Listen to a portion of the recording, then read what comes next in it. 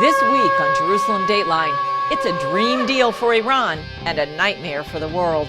Western nations are on the verge of striking a deal with a still very nuclear Iran. And Arabs and Jews living in peace with each other draws fire from the international community. Plus, if the world moves on, the whole world sends a wrong signal to every child in school. The forgotten campaign to bring back our girls. Hello and welcome to this edition of Jerusalem Dateline. I'm Julie Stahl, filling in for Chris Mitchell. President Obama is defending the Iran nuclear deal in the face of tough criticism from Israel and its supporters. He's also facing stiff opposition from Capitol Hill. Leading lawmakers say the deal is dangerous and should be scrapped. Dale Hurd has that story. President Obama is defending the Iran deal as a once-in-a-lifetime opportunity, telling the New York Times, "This is our best bet by far to make sure Iran doesn't get a nuclear weapon." The agreement includes what the White House says would be unprecedented inspections and monitoring of Iran's nuclear facilities for at least 20 years.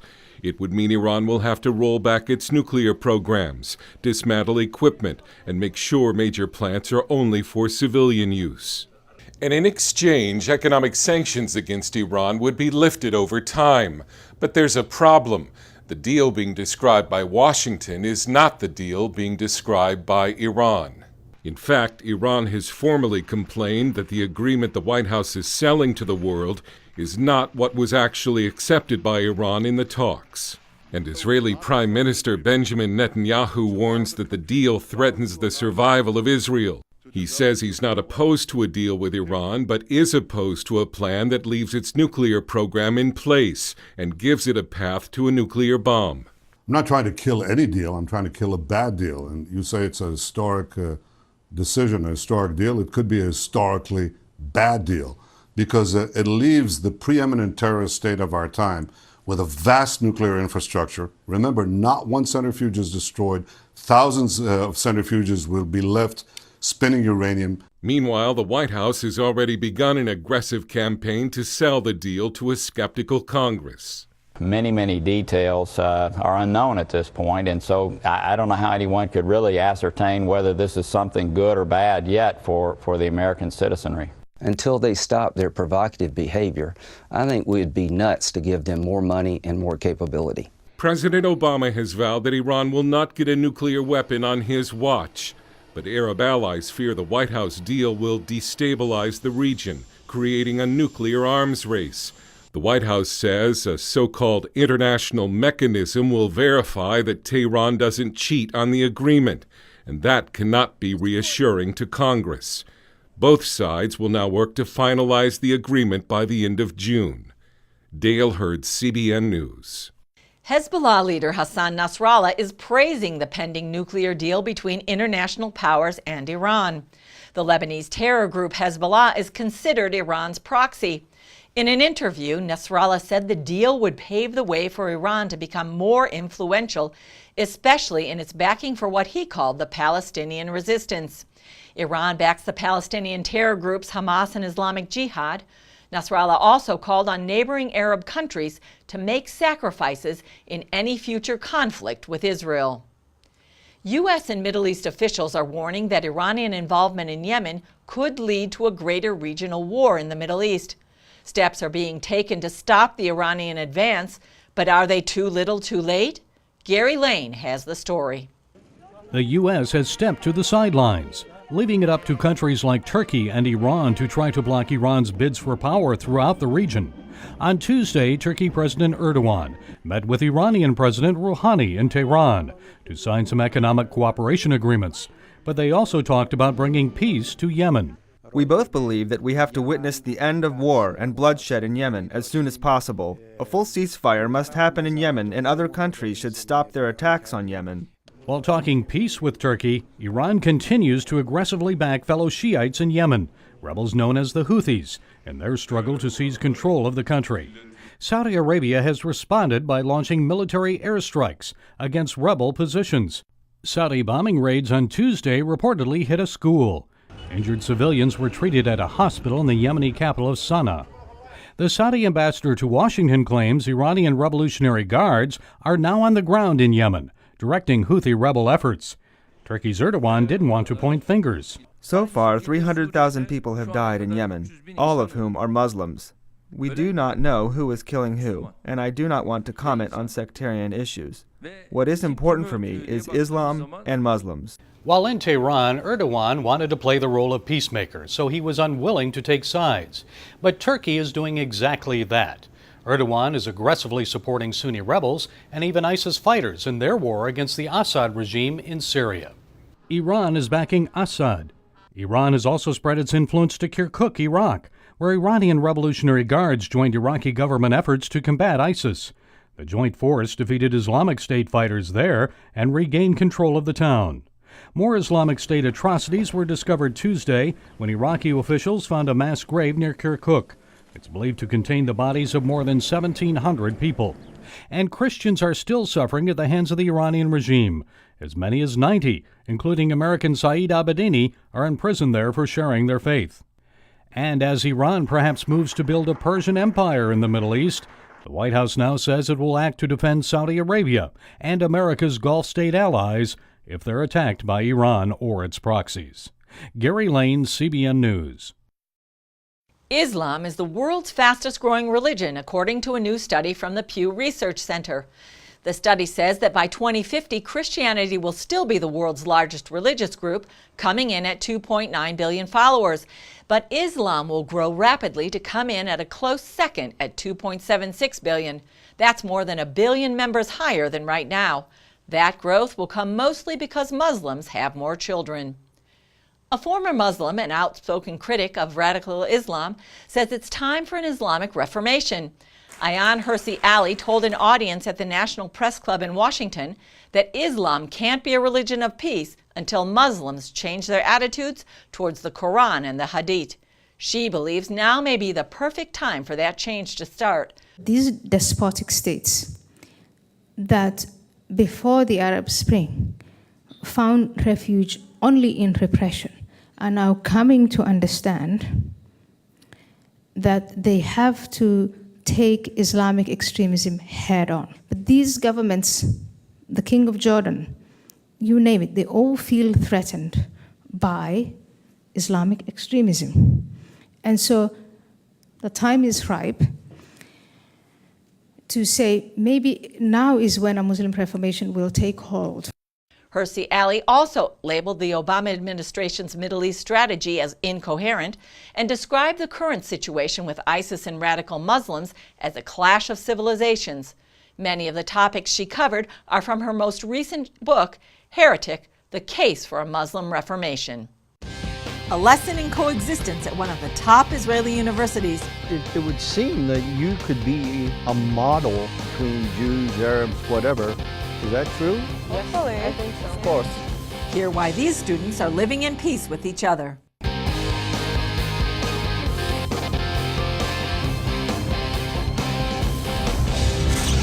It's an outstanding Israeli university where Israeli Jewish and Arab students work and study together in Hebrew. So why are European governments and the U.S. State Department boycotting it? Scott Ross brings us that story. This is Ariel University, located in the hills of biblical Samaria.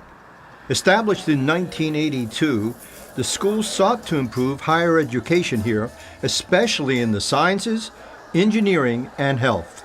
We're standing in front of now a particle accelerator. Yes. What is the purpose of a particle accelerator? Does every home need one? You do have a little one in every home. Really? You have a microwave oven, okay. And in the microwave oven you have a little particle accelerator, and it creates the radiation. Professor Aharon Friedman told me there are only a few of these machines in the world. The main research that we actually have occurring here now is cancer research. We have discovered that that particular radiation causes cancer cells to kill themselves. Kill themselves? Yes. Put them on a suicide mission. Exactly. But all the healthy cells are alive and well. The university's home is Ariel, what some call a West Bank settlement and territory Palestinians want for a future state. It's also land promised to the Jewish people as an eternal inheritance in the Bible. But you have been boycotted at times. We have been boycotted. Who's boycotting you? European governments, the U.S. State Department. Oddly enough, despite the politics, the university represents a model for coexistence. 15,000 Israeli, Jewish, and Arab students study here together without a problem. I spoke with a variety of the students: Shira, a Jewish woman from New York; Efrat, a religious Israeli woman; Eli Ran, a reserve soldier; Yasser, an Israeli Arab; and Yossi, whose family immigrated from Ethiopia. Why did you choose to come to Ariel University? I was looking for where there's a good psychology program, something an eclectic student body, and I found it here. Okay, any of the rest of you? Why you? Because of the professional, of course, the professional department here, and especially in communication. The people here are so warm and happy, and the teachers too. It's a small university, so they can give a good care to every student they see. Do you agree with what he's saying about the atmosphere, the relationships? It's a good atmosphere. My relationship with other people is very good as well. And I don't have any problem with anyone here. Do any of you get any hassles or problems from family members because you have chosen to come to school here? There are a lot of hostile Arabs around here, and there is a lot of incidents around here. So the parents are afraid for the children. It would seem that you could be a model for the rest of the country between Jews, Arabs, whatever. Is that true? Yes, I think so. Of course. In my apartment, the next door is Arab people, and we have a good relationship. We don't have a problem at all. Are you surprised by how effective you guys are? Well, I'm not surprised. I have to be part of the system here that sends a message to everyone. The thing is that people remember this place from bad times, harsh times when things were rough or bad publicity in the news, but no one really comes here to see what's happening, so they don't really know. Well, that's why we're here. No, maybe we will change something. Yeah. No, because I think that people really think that it's a very hard or not a safe place, but it's not true. Chancellor Yigal Cohen-Orgad credits the university's success to creating an informal atmosphere where students see each other eye to eye. Do you have many conflicts here in the university? Thanks God, not at all. We passed in Israel 2 intifadas, this university. There was no one evening or one day of tension between Jews and Arabs that study here. Despite its cutting-edge research, pastoral setting, and quiet campus life, some see Ariel University as a controversial place. Have you had problems with the international community or with the other Israelis? We don't have problems with other universities and research institutes. We have real problems with many governments, first of all in Europe, and part of the American government, i.e. the State Department, that tries to boycott us formally or informally. Why?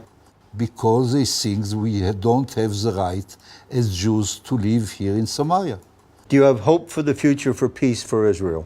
I am sure one day we are going to have peace with our Arab neighbors. Based on these understandings that we are here to stay, we shall find the way to live in peace. Scott Ross, Ariel University, Samaria. Coming up, the forgotten campaign to bring back our girls. George Thomas meets the people fighting back against Boko Haram.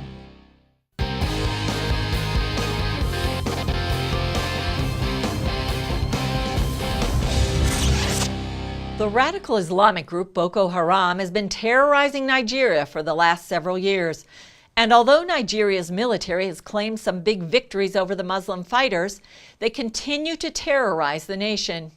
One of their most notorious attacks was last year when Boko Haram captured nearly 300 girls at a Christian girls' school. Our reporter George Thomas got a first-hand look at the terrible toll these Islamic terrorists have taken on the families. There is nothing ordinary about the Sunday service at St. Teresa. For that matter, nothing at the church or in this town has been ordinary for some time.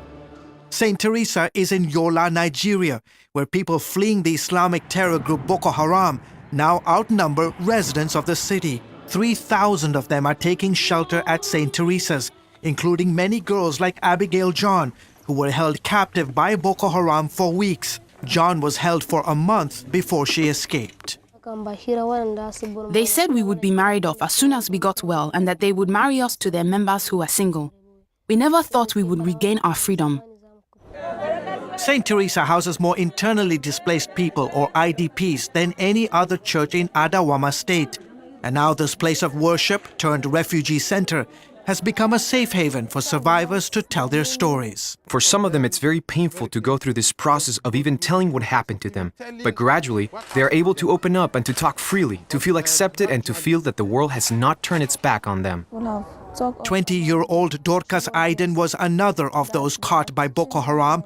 She, along with 50 other Christian girls, were kidnapped and forced to study Quranic verses and say daily Muslim prayers.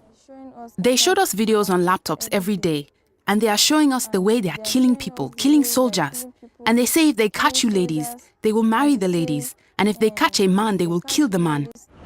Aiden's family knows how fortunate they are to have their daughter back. I had no hope that I would get Dorcas back. That was my fear. Today, this father's prayer and that of many at the church are for the Chibok girls. A year ago next month, Boko Haram fighters kidnapped 276 girls, mostly Christian, from a school in Chibok. 57 escaped, but 219 are still being held. We cannot be a society that would move on when 219 young women that went to acquire knowledge are nowhere to be found. The girls' abduction drew global protests and launched the Twitter hashtag campaign, Bring Back Our Girls. But since then, the plight of those girls has been largely forgotten. Who are we? But not for Obi Ezekweli and her group. Since the kidnapping, she and family members of the girls have met every day in this park in the capital city Abuja to pray and demand that the Nigerian government make bringing back the girls alive a top priority. If the world moves on without seeing that the utmost effort is made to rescue these girls, the whole world sends a wrong signal to every child in school.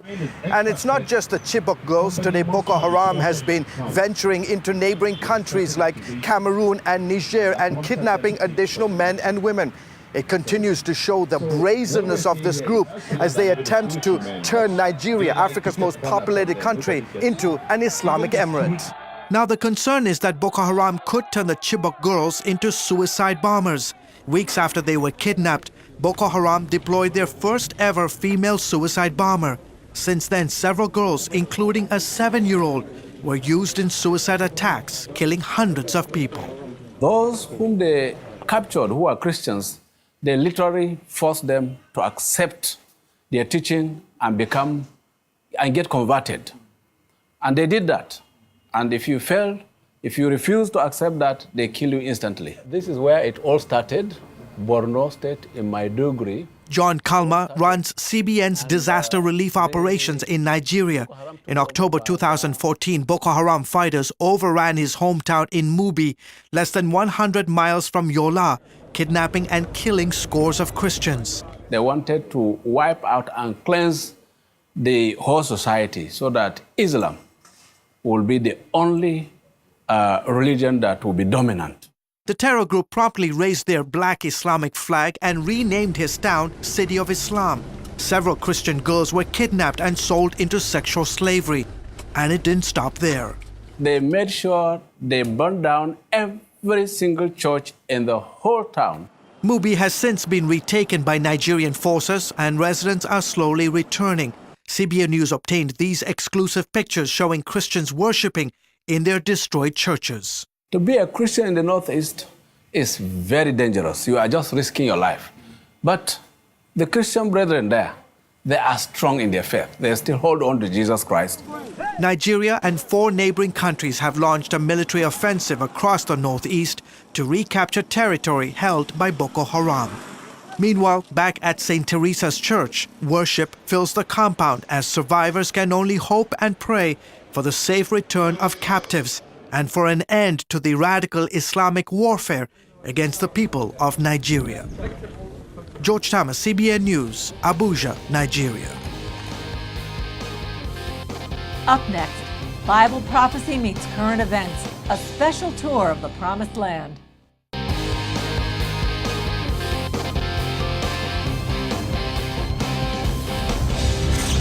Tens of thousands of Israelis and Jews from around the world packed the Western Wall Plaza during the Passover holiday to participate in an ancient biblical tradition. The Birkat HaKohanim, or priestly blessing, comes from the book of Numbers, where God commands Moses and Aaron to bless the children of Israel. The Aaronic benediction, or blessing, is part of Jewish prayers every day in Israel, but 3 times a year during the holidays, Jewish people from around the world gather to receive this ancient blessing. Imagine walking the hillsides by the Sea of Galilee near the place where Jesus taught, or gazing upon the Mount of Olives where Jesus wept over Jerusalem. Those are just a couple of the sights you'll see on a tour with Jerusalem Dateline's host, Chris Mitchell. Here's Chris to tell you more. I'm Chris Mitchell, and I'd like to invite you to my Dateline Jerusalem tour this November 3rd through the 13th. We'll explore the Holy Land and visit many of the sites where Jesus walked, like the Sea of Galilee, and of course here in the city of Jerusalem. We'll also discuss current events and the powerful geopolitical trends affecting the region. So if you'd like to join me this November 3rd to the 13th, call 1-800-247-1899 or go to inspirationcruises.com/DJI. We hope to see you in Jerusalem. For now, we'll say goodbye and leave you with this bird's eye view of the road to Jerusalem and the Holy City. I'm Julie Stahl. We'll see you next week on Jerusalem Dateline.